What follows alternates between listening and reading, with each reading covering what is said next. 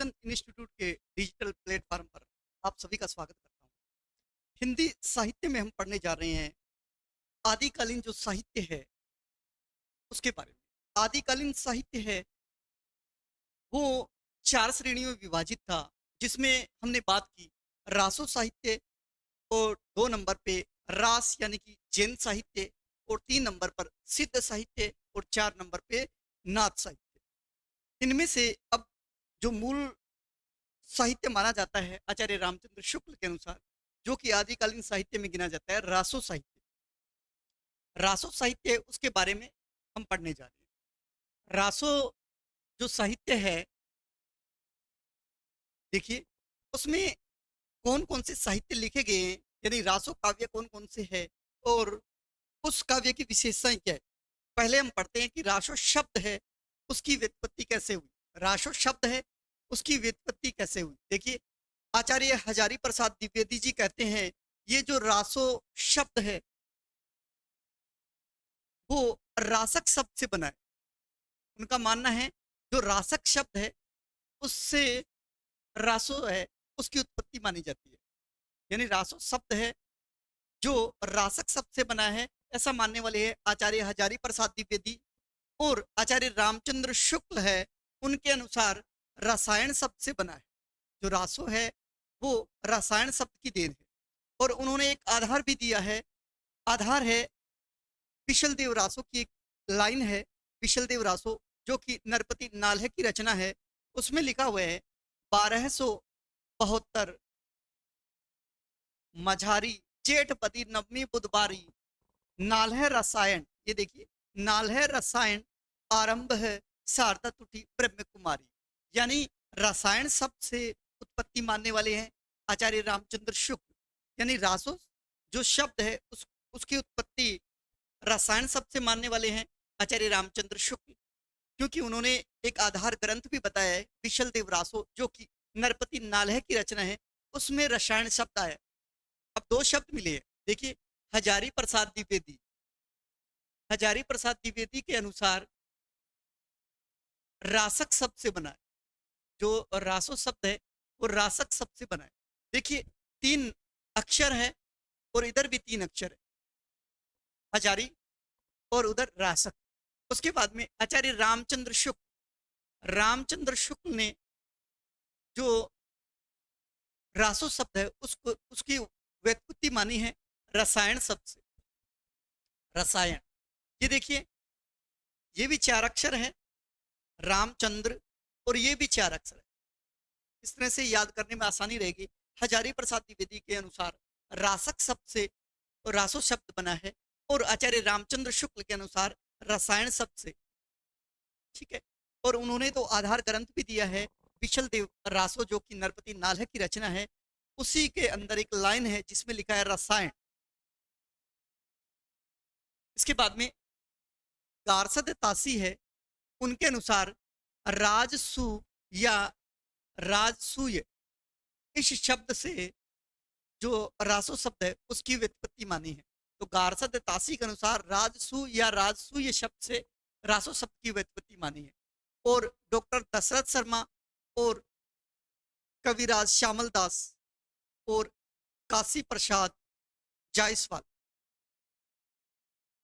देखिए डॉक्टर दशरथ शर्मा ने राज शब्द है उससे उत्पत्ति मानी है और कविराज श्यामल दास काशी प्रसाद जायसवाल उन्होंने रहस्य शब्द से मानी है। तो रासो शब्द है उसकी व्युत्पत्ति के संबंध में अनेक विद्वानों के अलग अलग मत है। जैसे रासक शब्द से मानने वाले हैं, हम बात करें रासो शब्द है उसकी व्युत्पत्ति, रासक शब्द से मानने वाले और रसायन शब्द से मानने वाले, उसके बाद में राज सूय शब्द से मानने वाले और राज शब्द से मानने वाले और रहस्य शब्द से मानने वाले। देखिए रासक शब्द से मानने वाले रासो शब्द है उसकी उत्पत्ति ये है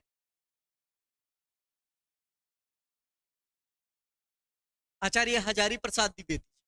आचार्य हजारी प्रसाद द्विवेदी और रसायन शब्द से मानने वाले हैं वो है आचार्य रामचंद्र शुक्ल। उसके बाद में राजसूय शब्द से मानने वाले हैं गारसादे तासी।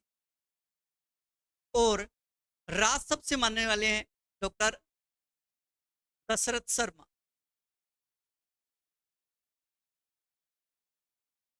इसके अलावा रहस्य शब्द से मानने वाले हैं, उनमें कई नाम है, जैसे कविराज श्यामल दास।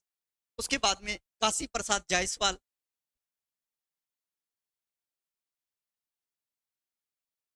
श्यामल दास, काशी प्रसाद जायसवाल। इन्होंने जो रासो शब्द है उसकी व्युत्पत्ति रहस्य शब्द से मानी है। तो थोड़ा ध्यान रखें कि रासो शब्द है उसकी व्युत्पत्ति रासक से मानने वाले हजारी प्रसाद द्विवेदी, रसायन से रामचंद्र शुक्ल और राजसूय से गारसद तासी और राज शब्द से दशरथ शर्मा और रहस्य शब्द से श्यामल दास, काशी प्रसाद जायसवाल। रासो साहित्य की प्रमुख रचनाएं कौन कौन सी है देखिए। अब ये जो रचनाएं जितनी भी है रासो साहित्य में आती है, उन सभी की जो रचना काल है या जो रचना है और रचना किसने की आपको कंठस्थ करना है। जैसे पृथ्वीराज रासो है, उसके लेखक है चंद बरदाई। उसके बाद में पिछल देव रासो जो कि लिखी गई है नरपति नाल्हे की रचना। उसके बाद में परमाल रासो जो कि जगनिक की रचना है। उसके बाद में विजयपाल रासो जो कि नल सिंह की रचना है। तो ये आपको कंठस्थ करना है। पृथ्वीराज रासो चंद बरदाई की रचना, विशल देव रासो नरपति नाल्हे की, परमाल रासो जगनिक की, विजयपाल रासो नल सिंह की। उसके बाद में खुमान रासो जो कि दलपत विजय की रचना है। उसके बाद में हमीर रासो जो कि सारंगधर की रचना है, सारंगधर की। उसके बाद में बुद्धि रासो जो है वो जलहण की रचना है। ये जलहण है वे चंद बरदाई के बेटे हैं, यानी चंद बरदाई के पुत्र का नाम है जलहण। मुंज रासो है वो अज्ञात कवि द्वारा लिखी गई है। और राम रासो है वो सम्य सुंदर की लिखी हुई है। और कुमारपाल रासो जो कि देवप्रभ सोम की रचना है, कुमारपाल रासो। उसके बाद में कायम खां रासो जो कि नियामत खां या जान कवि की रचना है, कयाम खां रासो। उसके बाद में रतन रासो कुंभकर्ण की रचना है। और कलिजुग रासो जो कि रसिक गोविंद की रचना है। और राणा रासो जो कि दयाराम या दयाल कवि की रचना है। तो आप जो रासो साहित्य है उसमें कई रचनाओं के नाम आए हैं, इन सभी को आपको याद करना है। जैसे पृथ्वीराज रासो चंद बरदाई, विशल देव रासो नरपति नाल्हे, परमाल रासो जगनिक और विजयपाल रासो नल सिंह की रचना है। उसके बाद में खुमान रासो दलपति विजय की रचना है, हमीर रासो जो कि सारंगधर की रचना है, बुद्धि रासो जो कि जलहण की रचना है, मुंज रासो जो कि अज्ञात कवि की रचना है, राम रासो सम्य सुंदर की रचना है और कुमारपाल रासो देवप्रभ की रचना है। इसके अलावा रासो काव्य और भी है, जैसे कायम खां रासो नियामत खां जानकवि की रचना है, रतन रासो जो कि कुंभकर्ण की रचना है, कलिजुग रासो जो कि रसिक गोविंद की रचना है और राणा रासो जो कि दयाल कवि या दयाराम की रचना है। इसके बाद में रासो साहित्य जो लिखा गया उसकी प्रमुख विशेषताएं क्या है देखिए। जो रासो साहित्य लिखा गया है आदिकाल में, उस साहित्य की विशेषताएं क्या है। जो रासो साहित्य लिखा गया है वो मुख्यतः एक तो चारण कवियों द्वारा लिखा गया है। किनके द्वारा लिखा गया है? चारण कवियों द्वारा लिखा गया है रासो साहित्य। इन रचनाओं में यानी कि रासो साहित्य में जो रचनाएं लिखी गई है उन कवियों द्वारा अपने आश्रयदाता जो राजा है उसके शौर्य का और पराक्रम का अतिशयोक्तिपूर्ण यानी बढ़ा चढ़ा के, अतिशयोक्तिपूर्ण मतलब होता है बढ़ा चढ़ा के उसका वर्णन किया गया है। यानी जिस राजा के दरबार में जो कवि रहता था उस कवि ने उस राजा के बारे में अतिशयोक्तिपूर्ण यानी बढ़ा चढ़ा के वर्णन किया है। इनमें युद्ध और प्रेम का वर्णन अधिक मिलता है। यानी जो रासो साहित्य लिखा गया है इसके अंदर युद्ध और प्रेम का वर्णन अधिक मिलता है। देखिए, एक तो रासो साहित्य जो लिखा गया है वो किसके द्वारा लिखा गया है? वो है चारण कवियों द्वारा। और ये जो रासो साहित्य लिखा गया है इन कवियों ने अपने आश्रयदाता के जो राजा के दरबार में रहते थे उन राजाओं का जो पराक्रम है और उनका शौर्य है उसका वर्णन है वो अतिशयोक्तिपूर्ण किया है। और इनमें जो युद्ध हुए हैं उनके युद्ध और प्रेम का वर्णन उन्होंने खूब किया है। इसके बाद में रासो साहित्य है जिसमें भाषा है वो डिंगल और पिंगल दोनों श्रेणियों में लिखा गया है। डिंगल भाषा वो है जिसमें डिंगल जो शैली है उसके अंदर अपभ्रंश और राजस्थानी जो भाषा है उसका मिश्रित रूप होता है राजस्थानी भाषा का। और जो पिंगल है पिंगल इसके अंदर अपभ्रंश और ब्रज भाषा है उसका मिश्रण होता है। यानी जो रासो साहित्य है उसमें डिंगल और पिंगल शैली इन दोनों शैलियों का प्रयोग किया गया है। और भाषा में विविधता है क्योंकि ये डिंगल शैली में भी है पिंगल शैली में भी है। इसके अलावा अनेक प्रकार के इसमें छंदों का प्रयोग किया गया है। इन रचनाओं में ऐतिहासिकता के साथ साथ देखिए कल्पनाओं का समावेश भी है। यानी जो ऐतिहासिक है यानी कि जो इतिहास में जो घटनाएं घटित हो चुकी है उसी के आधार पर उन रचनाओं को लिखा गया है। तो ऐतिहासिकता के साथ साथ कल्पनाओं का उसमें समावेश भी है। इन रचनाओं में संकुचित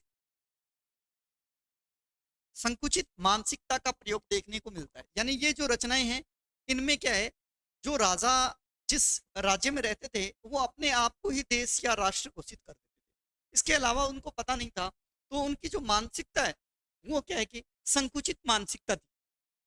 यानी इन रचनाओं में संकुचित मानसिकता का प्रयोग देखने को मिलता है। और अधिकांश रासो जो साहित्य लिखा गया है वो संदिग्ध है और अर्ध प्रमाणिक है। यानी अधिकांश रासो साहित्य यानी रासो साहित्य जो भी लिखा गया है वो अधिकांश क्या है संदिग्ध है और अर्ध प्रमाणिक है। इसके अलावा देखिए जिसमें जो रासो साहित्य लिखा गया है ये हमने बात की कि ये जो रासो साहित्य है ये है। यानी बहुत सारे रासो साहित्य के बारे में हमने पढ़ा। अब उनके बारे में हम डिटेल से पढ़ना चाहेंगे। जैसे पृथ्वीराज रासो है वो कैसे लिखा गया इसमें किसका वर्णन है। तो देखिए पृथ्वीराज रासो जो कि चंद वरदाई की रचना है यह एक महाकाव्य है महाकाव्य की श्रेणी का है और यह प्रबंधात्मक श्रेणी का काव्य माना जाता है। तो आपको यह भी याद रखना है कि पृथ्वीराज रासो है वो महाकाव्य श्रेणी का प्रबंधात्मक श्रेणी का एक महाकाव्य माना जाता है। पृथ्वीराज रासो रचना किसकी है चंदवरदाई। अब इसमें कुल कितने पद है तो देखिए इसमें कुल पदों की संख्या है वो कितनी है 16,306 पद है। यानी पृथ्वीराज रासो है जो कि चंद वरदाई की रचना है। यह एक महाकाव्य और प्रबंधात्मक श्रेणी की रचना है। इसमें कुल पद है 16,306 और इसमें जो विभाजन है यानी सर्ग है वो 69 सर्गों में ये इसका विभाजन किया गया है। यानी ये जो पूरा है लिखा गया है उसमें कितने सर्ग है यानी इसके भाग है 69 और 69 भाग है लेकिन इसमें 68 प्रकार के छंदों का प्रयोग। छंद है वो कितने हैं 68 प्रकार के। भाग कितने हैं 69 और ये है छंद। इसको बोलते हैं भाग भाग को बोलते हैं ये संग सरग या समय लिखा हुआ है समय में विभाजित है। देखिए पृथ्वीराज रासो चंद वरदाई की रचना है। ये महाकाव्य श्रेणी का प्रबंधात्मक काव्य है। महाकाव्य कुल पद है 16,306 और इसमें जो भाग है वो है 69 यानी 69 जो भाग है उसमें ये विभाजित है और 68 प्रकार के छंदों का उसमें प्रयोग किया गया। और यह जो इसके अंदर रस है वो है वीर रस। प्रधान रस की विशेषता है कि इसके अंदर वीर रस है या यूं कहें कि श्रृंगार रस है। यानी वीर रस से परिपूर्ण रचना ही है और इसी के अंदर श्रृंगार रस का वर्णन भी मिलता है। और यह जो लिखी हुई है वो छप्पे छंद में दूहा छंद में तोमर छंद में इसमें इस तरह से अनेक छंदों का उसमें प्रयोग किया है जिसमें गाहा और आर्या छंद भी है। अब ये टोटल जो सरंग है वो है 69 सरंग।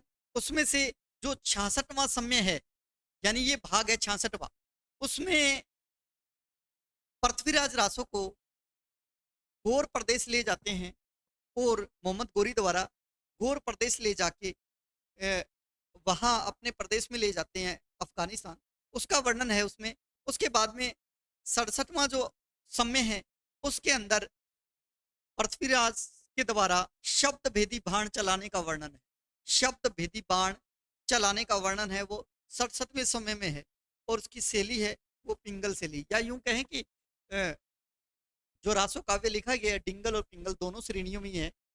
उसके अलावा देखिए इसमें जो नायक है पृथ्वीराज रासो का, नायक है पृथ्वीराज चौहान, और पृथ्वीराज चौहान है वो अजमेर के अर्णोराज के पुत्र है और सोमेश्वर के पुत्र है। यानी इनके पिता का नाम सोमेश्वर है और दादा का नाम अर्णोराज।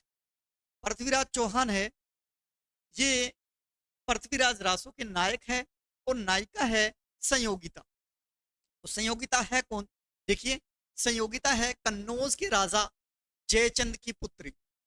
कन्नौज का एक राजा है उसका नाम है जयचंद, जयचंद की पुत्री का नाम है संयोगिता। संयोगिता और पृथ्वीराज चौहान उसकी प्रेम कहानी है ये पृथ्वीराज रासो। ये किसके द्वारा लिखी गई है? चंदवरदाई की। नायिका की श्रेणी देखिए, ये जो नायिका है ये इसकी श्रेणी क्या है? वो है मुग्धा नायिका। ये प्रश्न बहुत बार पूछा जाता है कि पृथ्वीराज रासो में जो नायिका है संयोगिता वो किस तरह की नायिका की श्रेणी की मानी जाती है? तो ये है मुग्धा नायिका की श्रेणी की नायिका मानी जाती है। लेखक है इसके चंदवरदाई, और चंदवरदाई का जन्म आपको पता है 1166 ईस्वी में भट्ट जाति जगात गोत्र जन्म स्थान लाहौर में हुआ था। क्योंकि चंदवरदाई जब पैदा हुए थे उसी समय जो पृथ्वीराज रासो है उनका जन्म हुआ था, और कहते हैं कि इन दोनों का प्रेम या दोस्ताना इतना अच्छा था और ये एक दिन इनका जन्म हुआ था और एक ही दिन ये साथ में मरे थे। आचार्य रामचंद्र शुक्ल ने चंदवरदाई को हिंदी के प्रथम महाकवि माना है। यानी हिंदी का प्रथम महाकवि चंदवरदाई को मानने वाले कौन है? आचार्य रामचंद्र शुक्ल। आचार्य रामचंद्र शुक्ल मानते हैं हिंदी के प्रथम महाकवि चंदवरदाई को, और इन्हीं की रचना है पृथ्वीराज रासो। इन्हें मानते हैं हिंदी का प्रथम महाकाव्य। देखो हिंदी का प्रथम महाकाव्य माना है पृथ्वीराज रासो को। माना किसने है? आचार्य रामचंद्र शुक्ल ने। हिंदी का प्रथम महाकवि माना है चंदवरदाई को, और चंदवरदाई को ऐसा मानने वाले कौन है? आचार्य रामचंद्र शुक्ल। इसके बाद में मिश्र बंधुओं ने हिंदी का वास्तविक महाकवि अगर किसी को माना है, हिंदी का वास्तविक प्रथम महाकवि माना है तो चंद्रवरदाई को ही माना है। यानी आचार्य रामचंद्र शुक्ल है उसके कथन का इन्होंने समर्थन किया है। पृथ्वीराज रासो में कुल 69 समय यानी सरंग है, यानी विभाजन है इसका, और भाषा है इसकी राजस्थानी और ब्रज भाषा का सम्मिलित प्रयोग हुआ। उसमें प्रधान रस है वो वीर रस और श्रृंगार रस है, उसकी प्रधानता है, और शैली है पिंगल शैली। इसके अलावा देखिए इसमें जो छंद है वो 68 प्रकार के छंद है। छपे दुहा तोमर स्रोटक गाहा आर्या ये है, और पदों की संख्या 16,306। और सबसे ज्यादा जो प्रयोग हुआ है चंदवरदाई ने अपनी रचनाओं में किया है तो वो छपे छंद का प्रयोग सबसे ज्यादा किया। और हमने पढ़ा कि पृथ्वीराज रासो एक प्रबंधात्मक महाकाव्य की श्रेणी का महाकाव्य है। नरोत्तम स्वामी है वो इसे कहते हैं कि ये एक मुक्तक काव्य। देखिए मुक्तक काव्य मानने वाला कौन है? नरोत्तम स्वामी। वैसे ये प्रबंधात्मक महाकाव्य श्रेणी का महाकाव्य है, लेकिन नरोत्तम दास स्वामी ने इन्हें मुक्तक काव्य श्रेणी का माना। जो ये रचना है पृथ्वीराज रासो उसे मुक्तक काव्य श्रेणी की रचना माना है। आचार्य हजारी प्रसाद द्विवेदी ने पृथ्वीराज रासो को सुख सुखी संवाद कहा है। यानी देखिए तोता और मैना की कहानी कहा है ना। यानी पृथ्वीराज रासो है जो रचना, पृथ्वीराज रासो जो कि चंदवरदाई की रचना है, इसे हजारी प्रसाद द्विवेदी ने क्या कहा है? सुख सुखी संवाद का है। आपको ये याद रखना है, सुख सुखी संवाद ये कहा है हजारी प्रसाद। डॉक्टर बच्चन सिंह ने लिखा है कि जो पृथ्वीराज रासो है ये एक राजनीतिक महाकाव्य है। महत्वपूर्ण बात है, डॉक्टर बच्चन सिंह कहते हैं पृथ्वीराज रासो एक राजनीतिक महाकाव्य है। दूसरे शब्दों में यही बात कर रहे हैं, यह एक राजनीतिक की महाकाव्यात्मक त्रासदी है। राजनीतिक की महाकाव्यात्मक त्रासदी है, ऐसा कहने वाले हैं डॉक्टर बच्चन सिंह। डॉक्टर बच्चन सिंह ने जो पृथ्वीराज रासो है उसके बारे में कहा है कि पृथ्वीराज रासो एक राजनीतिक महाकाव्य, या यूं कहें कि यह राजनीति की महाकाव्यता काव्यता त्रासदी है, ऐसा कहने वाले हैं डॉक्टर बच्चन सिंह। इसमें एक भाग है कैमास्पद। कई बार ये प्रश्न आया है, कैमास्पद है वो किस रचना का एक भाग है?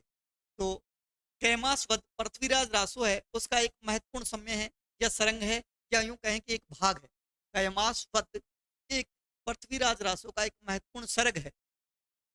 66वां सरंग हमने अभी पढ़ा है, उसमें क्या है, पृथ्वीराज रासो को बंदी बनाकर गौर प्रदेश ले जाने का वर्णन है। और 67वें सरंग में शब्द भेदी बाण है जो पृथ्वीराज रासो द्वारा चलाया गया था, उसका वर्णन है। आचार्य रामचंद्र शुक्ल, डॉक्टर नगेंद्र और हर प्रसाद शास्त्री ने पृथ्वीराज रासो ग्रंथ का उत्तरार्ध भाग है उसको चंद्रवरदाई के पुत्र जलहण द्वारा पूर्ण किया गया। इस संबंध में ये उक्ति भी है। देखिए, आचार्य रामचंद्र शुक्ल कहते हैं, डॉक्टर नगेंद्र कहते हैं और हर प्रसाद शास्त्री कहते हैं कि पृथ्वीराज रासो जो ग्रंथ लिखा गया है उसका उत्तरार्ध भाग, पृथ्वीराज रासो का उत्तरार्ध भाग चंद्रवरदाई है ना, जिसके द्वारा ये लिखी गई रचना है, तो ये पूरे नहीं कर पाया था चंद्रवरदाई। चंद्रवरदाई के पुत्र ने इसको पूरा किया। ये कहना चाहता है कि जलहण द्वारा पूर्ण किया गया, जो कि चंद्रवरदाई का ये पुत्र था।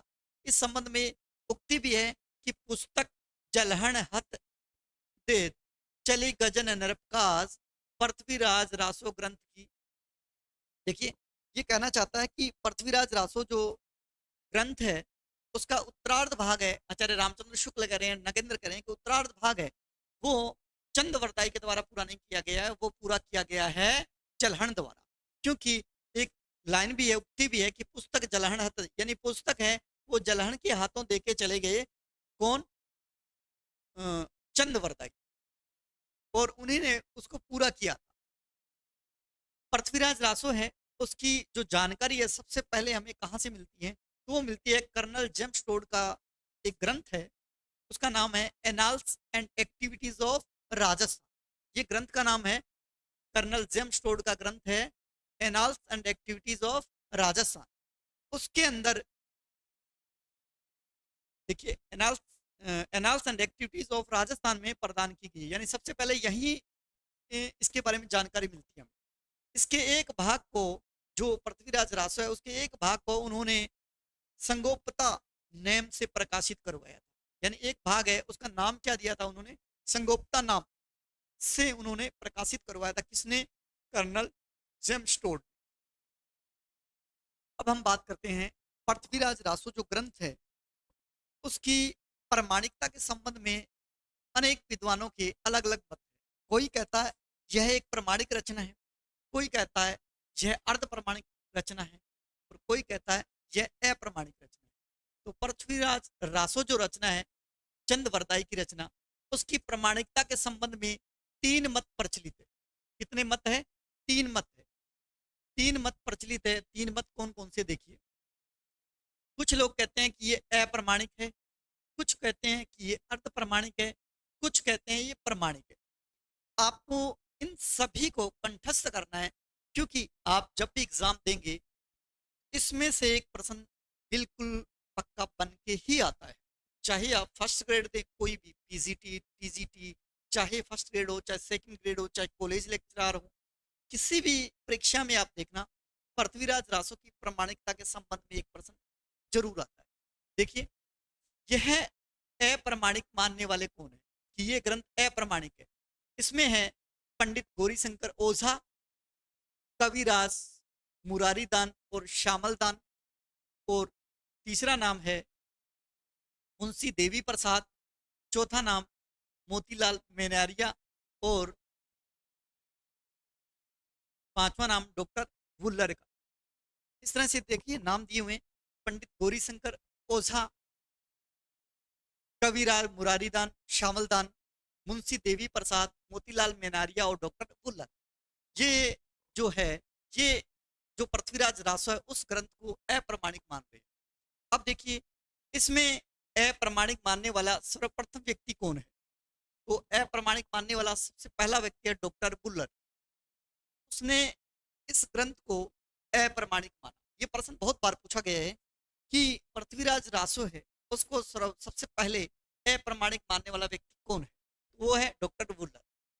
ये पूरा ग्रंथ ही जाली है, ऐसा कहने वाले कौन है? देखिए, आचार्य रामचंद्र शुक्ल ने क्या कहा, ये पूरा ग्रंथ ही जाली माना है।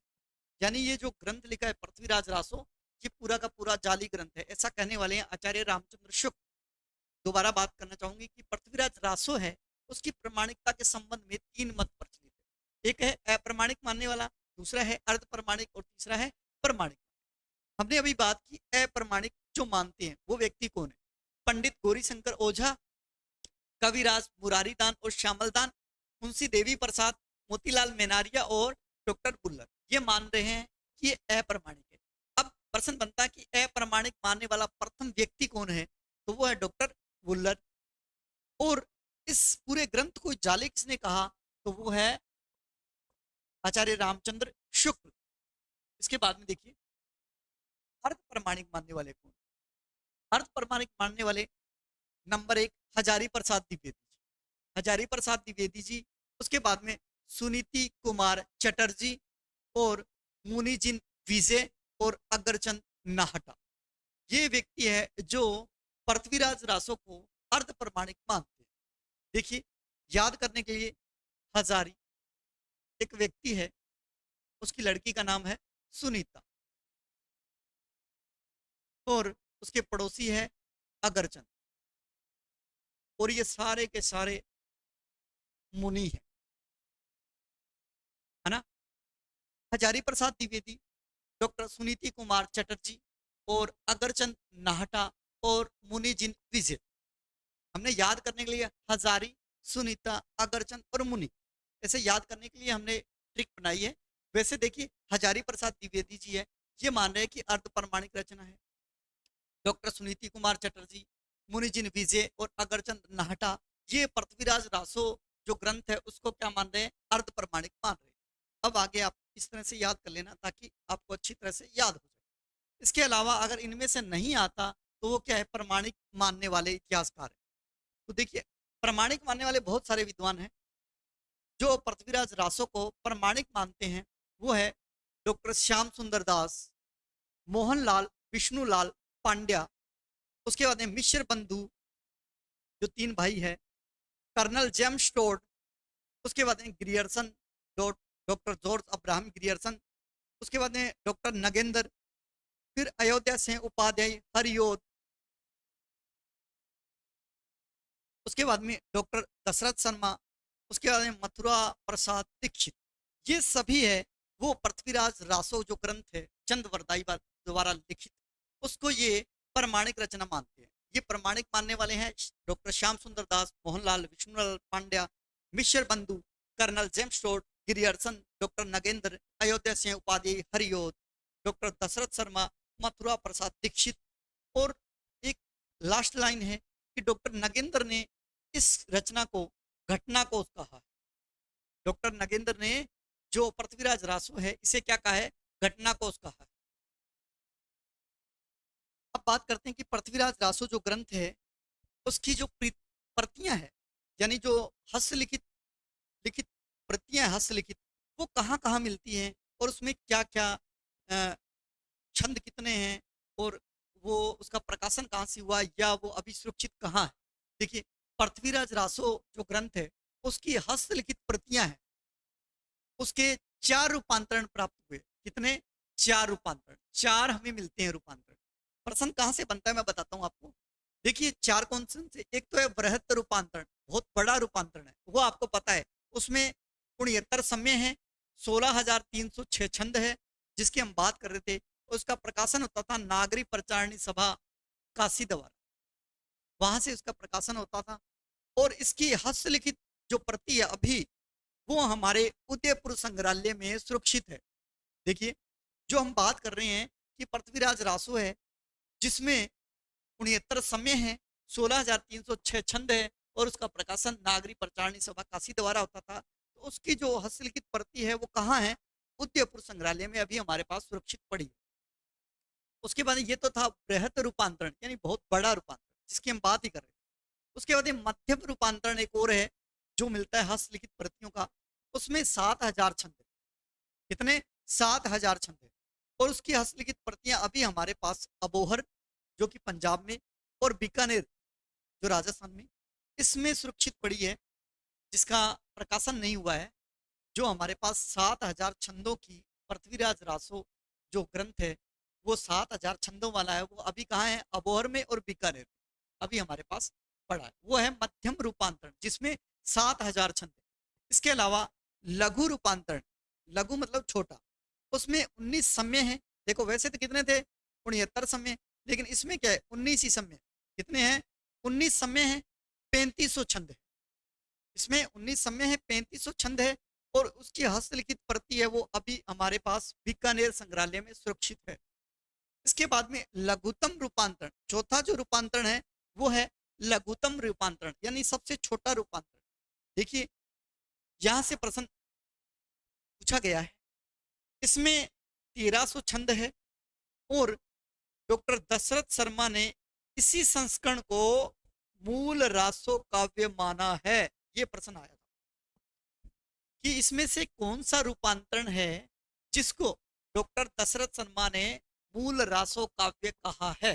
देखिए बृहत रूपांतरण, मध्यम रूपांतरण, लघु रूपांतरण और लघुतम रूपांतरण। तो उत्तर कौन सा आना चाहिए? लघुतम रूपांतरण। यानी लघुतम रूपांतरण है जिसमें 1300 छंद है, उसी को डॉक्टर दशरथ शर्मा ने क्या कहा है? मूल रासो काव्य कहा है। मूल रासो काव्य कहा है। मूल रासो काव्य कौन सा? लघुतम रूपांतरण वाला। किसने कहा? डॉक्टर दशरथ शर्मा ने। इसके अलावा हमने बात की है कि जो मेन है वो 69 समय वाला है जिसमें 16,306 छंद थे, लेकिन डॉक्टर दशरथ शर्मा ने किसे मूल माना है? वो है लघुतम रूपांतरण। इस तरह से रासो साहित्य की हस्तलिखित प्रतियां हैं जो हमारे पास 4 रूपांतरणों में मिलती है। उन 4 के बारे में हमने पढ़ा। उम्मीद करता हूं इस तरह से समझ में आया होगा आपको। अब हम बात करते हैं वापिस वहीं से जिसमें रासो जो साहित्य है हमारा, और उसमें हमने पढ़ा कि रासो साहित्य है उसकी व्युत्पत्ति कैसे हुई। और हमने उसमें पढ़ा था कि रासक शब्द से मानने वाले हैं आचार्य हजारी प्रसाद द्विवेदी और रसायन से मानने वाले हैं रामचंद्र शुक्ल। उसके बाद में उन्होंने एक ग्रंथ है विशल देव रासो, उसके अंदर रसायन शब्द आया है, इसीलिए प्रमाण के रूप में वो कह रहे हैं। इसके अलावा कारसद तासी ने रासुई शब्द से मानी है और दशरथ शर्मा ने रास शब्द से रासु शब्द की व्युत्पत्ति मानी है। उसके बाद में कविराज श्यामल दास, काशी प्रसाद जायसवाल ने रहस्य शब्द से उसकी व्युत्पत्ति मानी। तो रासक से हजारी प्रसाद द्विवेदी, रसायन से रामचंद्र शुक्ल, रासु से कारसद तासी और रास से डॉक्टर दशरथ शर्मा और रहस्य से श्यामल दास या काशी प्रसाद जायसवाल। उसके बाद रासो साहित्य की प्रमुख रचनाएं हैं वो आपको याद करनी है। पृथ्वीराज रासो चंद वरदाई की रचना है, आज हम इसके बारे में थोड़ा डिटेल से पढ़े हैं। उसके बाद में आगे वाली जो रचनाएं हैं, जो महत्वपूर्ण रचनाएं, उनके बारे में हम डिटेल से पढ़ेंगे। विशल देव रासो है वो नरपति नालह की रचना है, परमाल रासो जगनिक की रचना है और विजयपाल रासो नल सिंह की रचना है। इसके बाद में खुमान रासो है जो कि दलपत विजय की रचना है, हमीर रासो सारंगधर की रचना है, बुद्धि रासो जलहण की रचना है, मुंज रासो अज्ञात कवि की रचना है और राम रासो सम्य सुंदर की रचना है, कुमार पाल रासो देव प्रभ की रचना। इसके अलावा कयाम खा रासो है जो नियामत खा जान कवि की रचना है, रतन रासो कुंभकर्ण की रचना है, कलयुग रासो रसिक गोविंद की रचना है और राणा रासो दयाल कवि या दयाराम की रचना। इस तरह से हमें सभी जो रचनाएं हैं रासो साहित्य की, उन सभी की रचनाएं हैं, किसने लिखी, उसके लेखक का नाम क्या है, पहले तो ये आपको याद होना चाहिए। इसके बाद में हम एक एक को डिटेल से करेंगे। इसके अलावा देखिए रासो साहित्य की हमने विशेषता लिखी कि रासो साहित्य है क्या। रासो साहित्य जो लिखा गया है वो चारण कवियों के द्वारा लिखा गया है। इसमें जो कवि है उन्होंने अपने जो राजा है उनके शौर्य का वर्णन, उनके पराक्रम का वर्णन अतिशयोक्तिपूर्ण बढ़ा चढ़ा के। इसके अलावा इसमें युद्ध और प्रेम का वर्णन है और इसकी जो भाषा है वो डिंगल और पिंगल शैली में लिखा गया है रासो साहित्य। इसके अलावा इन रचनाओं में ऐतिहासिकता के साथ साथ कल्पनाओं का समावेश खूब किया गया है। ऐतिहासिकता तो है, इसके साथ साथ कल्पनाओं का समावेश भी है। और इन रचनाओं में संकुचित मानसिकता का प्रयोग देखने को मिलता है, क्योंकि सभी राजाओं ने जो अपने क्षेत्र का विस्तार है वो अपने देश का मान के किया है, और जो कवि है उन्होंने भी उस क्षेत्र को ही अपना विशेष माना है। इसके अलावा नहीं तो उसकी मानसिकता है वो संकुचित मानसिकता को लेके है। और अधिकांश रासो साहित्य है वो संदिग्ध है और अर्ध प्रमाणिक माने जाते हैं। उसके बाद में हमने पढ़ा पृथ्वीराज रासो है, जो कि चंद वरदाई की रचना है, जो कि एक प्रबंधात्मक महाकाव्य है। और उसमें 69 सरंग है, जिसमें 68 प्रकार के छंद है वो मिलते हैं। और इसमें कुल पदों की संख्या 16,306। उसमें रस है वो वीर रस और श्रृंगार रस की प्रधानता है। और इसमें छपे, दुहा, तोमर, गाहा, आर्या, ये सभी छंदों का प्रयोग उन्होंने किया है। और इसका विभाजन है वो 69 समय में किया गया है। और इसमें जो 66वां समय है उसमें गौर प्रदेश ले जाके पृथ्वीराज चौहान को जो गोरी लेके गया था उसका वर्णन है। और 67वें सरंग में शब्द भेदी बाण है उसका वर्णन है। इसके अलावा देखिए इसमें जो नायक है वो है पृथ्वीराज चौहान, जो कि अजमेर के अर्णोराज के पौत्र थे और सोमेश्वर के पुत्र है। और नायिका है वो संयोगिता, जो संयोगिता है वो कन्नौज के राजा जयचंद है उसकी पुत्री है। और उसमें जो वर्णन किया गया है उसमें किस प्रकार की नायिका का वर्णन है, तो नायिका है मुग्धा नायिका। और इसके लेखक है चंदवरदाई। तो चंदवरदाई ने इसको पूरा नहीं किया था, पूरा किसने किया था, जलहन ने। इसी के या इन्हीं के बेटे जलहन के द्वारा पूरा किया। आगे लिखा चंदवरदाई का जन्म। अब चंदवरदाई का जन्म है यही पृथ्वीराज चौहान का जन्म है। उसके बाद में आचार्य रामचंद्र शुक्ल ने चंदवरदाई को हिंदी का प्रथम महाकवि माना है। और इन्हीं की रचना पृथ्वीराज रासो को हिंदी का प्रथम महाकाव्य माना है। इसके अलावा देखो मिश्र बंधुओं ने हिंदी का वास्तविक महाकवि माना है, तो वो कौन माना है, चंद्रवरदाई को ही माना है। उसके अलावा पृथ्वीराज रासो में कुल सरग है उसकी कुल संख्या है 69। और जो भाषा है वो राजस्थानी और ब्रज भाषा का सम्मिलित प्रयोग है। इसके अलावा इसमें जो कुल पद है उसकी संख्या 16,306 है। और इसके जो भाग है वो 69 है। और उसमें जो छंद है वो 68 प्रकार के छंदों का प्रयोग किया गया है। और यह जो रचना है वो प्रबंधात्मक श्रेणी की रचना मानी जाती है। लेकिन नरोत्तम स्वामी ने इसे क्या कहा था, मुक्त काव्य कहा था। इसके अलावा हमने बात की कि आचार्य रामचंद्र शुक्ल है, उनका कथन है, आचार्य हजारी प्रसाद द्विवेदी जी कहते हैं पृथ्वीराज रासो के बारे में कि ये जो पृथ्वीराज रासो है वो सुख सुख की संवाद है, यानी तोता और मैना की कहानी है, ऐसा कहने वाले हैं हजारी प्रसाद द्विवेदी। बच्चन सिंह लिखते हैं कि ये जो पृथ्वीराज रासो है ये एक राजनीतिक महाकाव्य है, या यूं कहें कि दूसरे शब्दों में यह एक राजनीति की महाकाव्यात्मक त्रासदी है, ऐसा कहने वाले हैं डॉक्टर बच्चन सिंह पृथ्वीराज रासो के बारे में ये कह रहे हैं। इसके अलावा इसमें एक भाग है उसका नाम है कयमाशवत। ये कई बार प्रश्न पूछा गया है। कयमाशवत जो है वो किस रासो साहित्य का एक भाग है, तो पृथ्वीराज रासो है उसका एक महत्वपूर्ण समय है। समय सरक इसमें लिखा हुआ है, वैसे इसी का भाग है। ये कितने टोटल भाग है, 69 भाग है इसमें। उसमें से 66वां जो भाग है उसमें पृथ्वीराज चौहान को बंदी बनाकर गौर प्रदेश ले गए थे उसका वर्णन है। और 67वें भाग में शब्द भेदी बाण उसका वर्णन है। इसके बाद में आचार्य रामचंद्र शुक्ल, डॉक्टर नगेंद्र और हर प्रसाद शास्त्री, उन्होंने पृथ्वीराज रासो है उसके उत्तरार्ध भाग को कहा है कि चंद्रवरदाई के पुत्र जिसका नाम है जलहण, इसके द्वारा पूरा किया गया था। और उन्हीं ने एक उक्ति है कि पुस्तक जलहण हत दे चली गजन नृपकाश, ऐसा उन्होंने एक उक्ति के माध्यम से बताने का प्रयास किया। उसके अलावा पृथ्वीराज रासो है उसकी सर्वप्रथम जानकारी हमें मिलती है, वो मिलती है कर्नल जेम्स टोड का एक ग्रंथ है annals and activities of Rajasthan, उसमें इसके बारे में जानकारी मिलती है।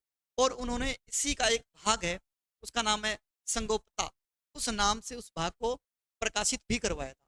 इसके बाद में पृथ्वीराज रासो है जो ग्रंथ, उसकी प्रमाणिकता के संबंध में हमारे पास 3 मत मिलते हैं। एक तो है अप्रमाणिक, एक अर्ध प्रमाणिक, एक प्रमाणिक। जो मानते हैं अप्रमाणिक वो मानने वाले पंडित गौरी शंकर ओझा, कवि मुरारीदान, श्यामलदान। और मुंशी देवी प्रसाद, मोतीलाल मेनारिया और डॉक्टर वुल्लर।